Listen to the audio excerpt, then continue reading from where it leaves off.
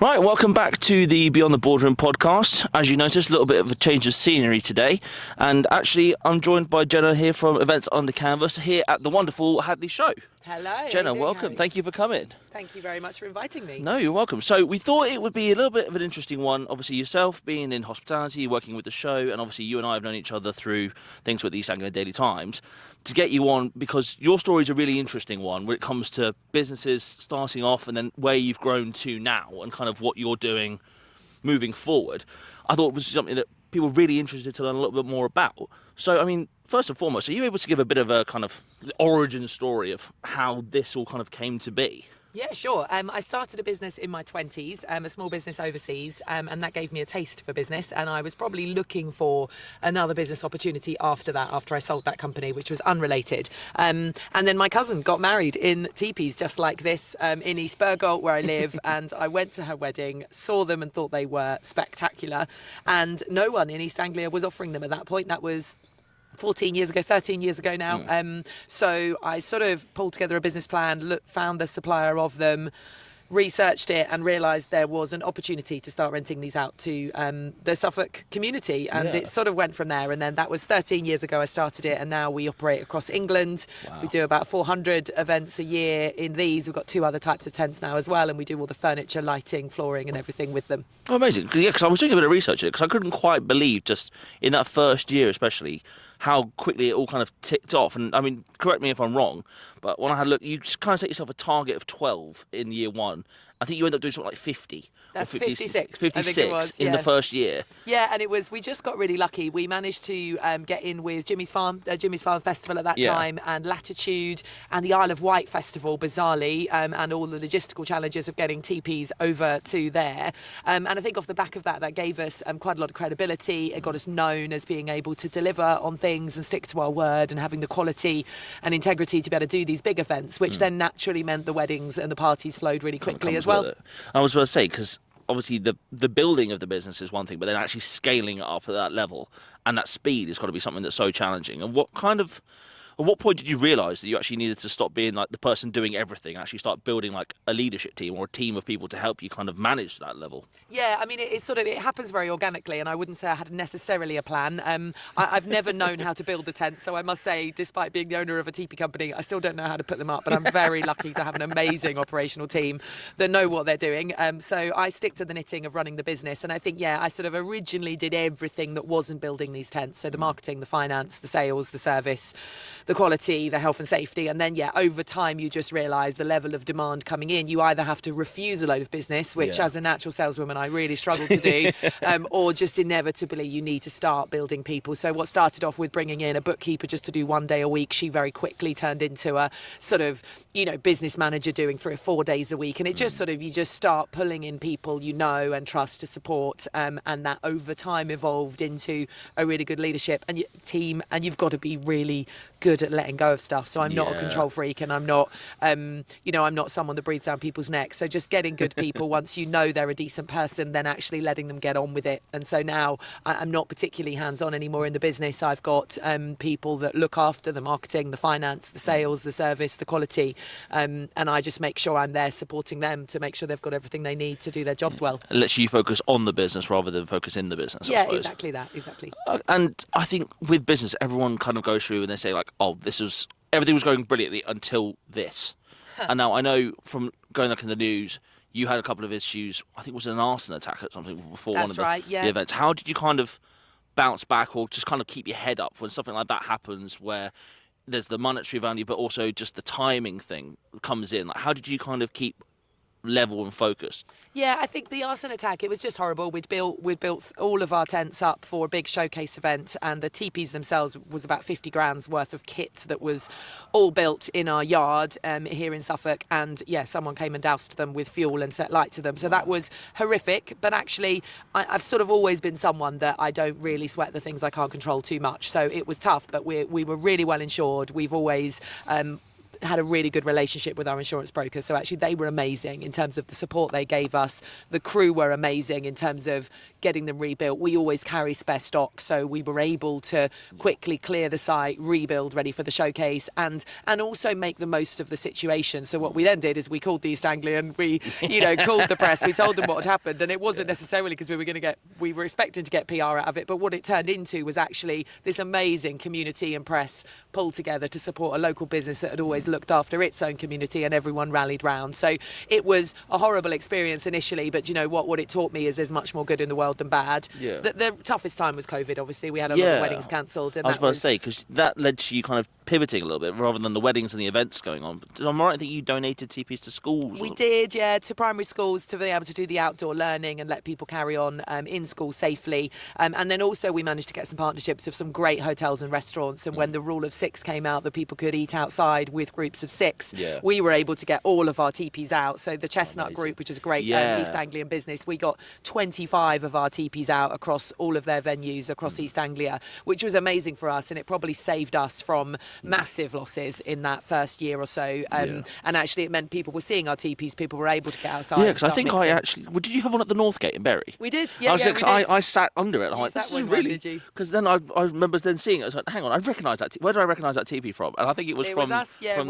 we had them all over, and what was really great is it, it created this whole other revenue stream, which has actually continued for us. There's still one up at Tuddenham Mill out in Newmarket, and it's been up since COVID. I mean, obviously we've changed out the canvas and the flooring and things over the years, but it worked so well for them during COVID that they carried it on as an outside space, and we still work with the Chestnut Group every winter to do all their winter gardens. So this whole revenue market that didn't exist pre-COVID actually has continued for us, and then obviously all the weddings have come back and the parties have come back too. I think that kind of lends itself into kind of that entrepreneur's mindset, I think is what you're talking about. And I know you've written about kind of egos and how they sometimes get in the way of businesses, but also talking about how the root of happiness and finding purpose beyond success it goes with actually running your own business and having that control of actually being able to say yes or no to things that you want to do.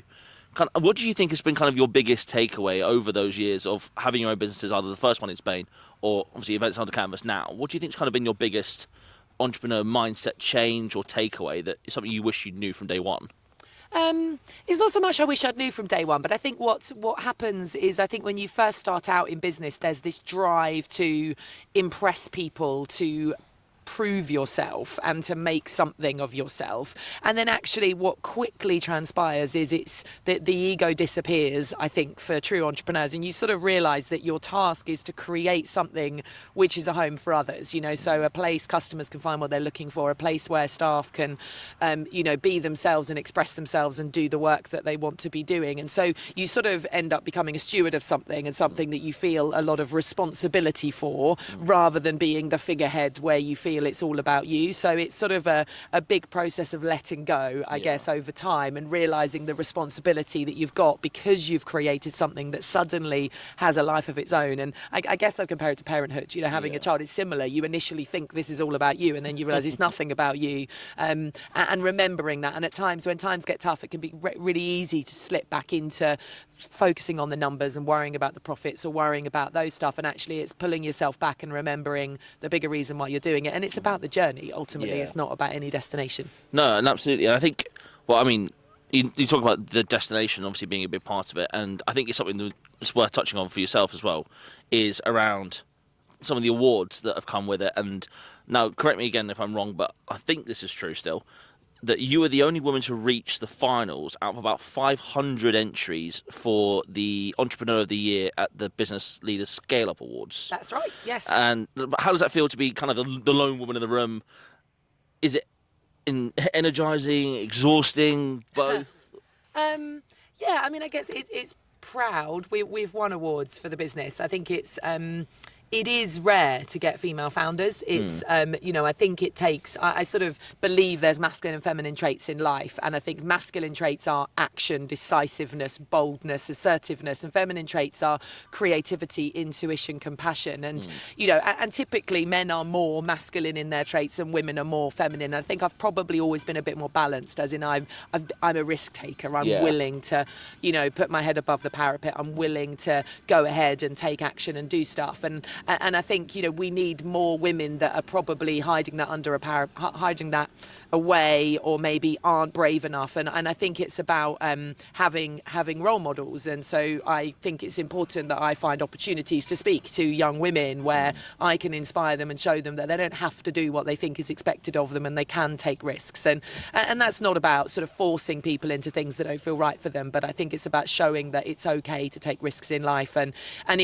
you've got to be willing to fail as well, ultimately. Yeah. So, and that's where ego comes in, because if you've got a really strong ego, you just don't do stuff because you're too scared of failure. And actually, I've just always been someone I think, well, I'll go for it, and if it messes up, then I'll own it and I'll be fine.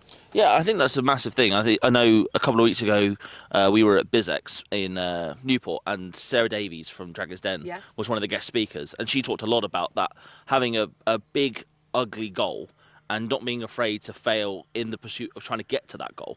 So I think that's really important. I think it's for more young people than ever, actually being willing to be entrepreneurs, to have a go, to follow something that you're already passionate in and try, rather than just going, you know what, I don't want to fail, so I'm not going to try. I'm just going to level myself into a level of just mediocrity because it's safe. No, and that's where, you know, I think litigious situations, you know, and cancel culture actually does that a disservice as well. Because when young people see celebrities or powerful people suddenly getting cancelled because they made a mistake, you know, of course you have to own it, and of course you have to take responsibility. And I get just as frustrated when people don't. But we need a society where people are allowed to try something, fail at it, be forgiven, try again. And we need to teach that to our children. We need to teach that in schools, and we need to teach that through business networks, that actually it's not about success, it's much more about the failures that you hit. And all the good books you read about success, it's about the success comes after 10 failures. Yeah, and I think that leads into kind of where you're going now. I think obviously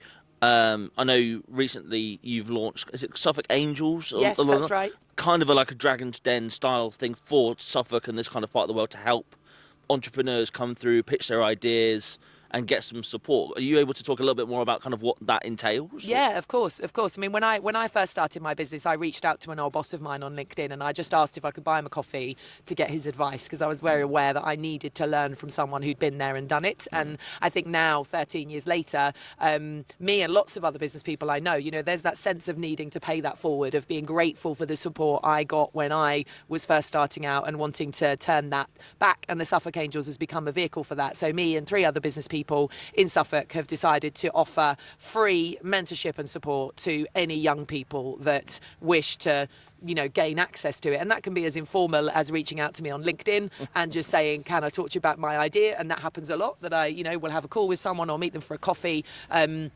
To something more formal where people don't feel quite confident enough just to reach out to a stranger, where they can apply via suffolkangels.com, and they can pitch their idea in a more sort of less bold way, and then ultimately those we'll review those, and those that look interesting we'll reach out to directly and either arrange private meetings with them, or we're also doing a video podcast where people can come and pitch their ideas to camera. We filmed the last one a month or so ago, and we're just sort of getting that together now to be able to publish it, so then other young people can watch what young people are doing in terms of their ideas. And I'm also linking with the lads from In the Business. I don't know if you follow them, that do a podcast as well. And they're organising events. I'm speaking with them next month at an event they're running. So it's just trying to nurture ideas and trying to encourage people to start themselves. I think, yeah, I think so. I think, well, I think that is a pretty good ender there. But thank you so much for coming on. Thank you, Harry. It's really interesting. What we'll try and do is get a few more kind of short videos as well, maybe just answering a few of those questions we didn't quite get to get in before the Suffolk weather came in. Maybe inside the teepee, absolutely. But Jen, thank you so much for coming on. Obviously, like you said, suffolkangels.co.uk, was it? .com. Suffolkangels.com. If you're interested in those kind of things, make sure you follow Jenna on LinkedIn. Events Under Canvas. If you need any big teepees, if you're business owners or if you're people that are in the hospitality and you're looking for something different, I can highly recommend, and we're about to go recommend it because it's just starting to rain. But Jenna, thank you so much for coming on, and we'll speak to you soon. Thanks so much. Run!